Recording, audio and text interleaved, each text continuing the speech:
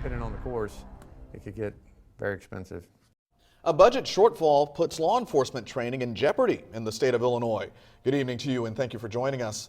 The Illinois Law Enforcement Training and Standards Board is facing a $5 million deficit. At 5 o'clock, we told you that deficit is due in part to a new Illinois law. It allows judges to waive traffic fines in court. The new law also changed how those fines are allocated. That means money going to local law enforcement for training is no longer there. But that doesn't mean they just don't have to do the mandated training. News 10 Bureau Chief Gary Bryant caught up with one sheriff and tells us how he feels about the problem. Residents in the state of Illinois have been getting less traffic citations. While that's good news for motorists, that's creating a shortfall in funds for law enforcement training.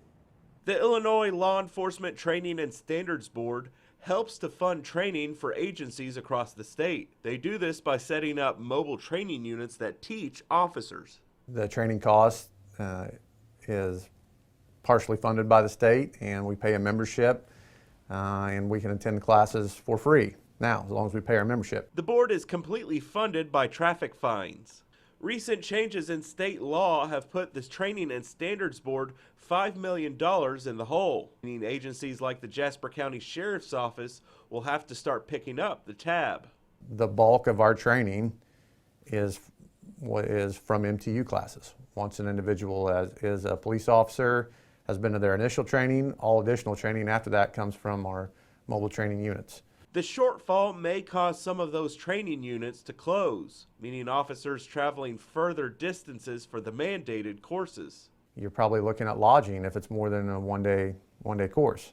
So more expense to the county, more expense for the training, more expense for fuel, lodging, all that. There have been 11 requirements added to training since 2016, all state mandated, now all funded by agencies like the Jasper County Sheriff's Office. Very difficult that it's mandated training, but now there's very few places to take it, or it's up to you to find your own place to take the course, which might be 4 or 5 hour drive away.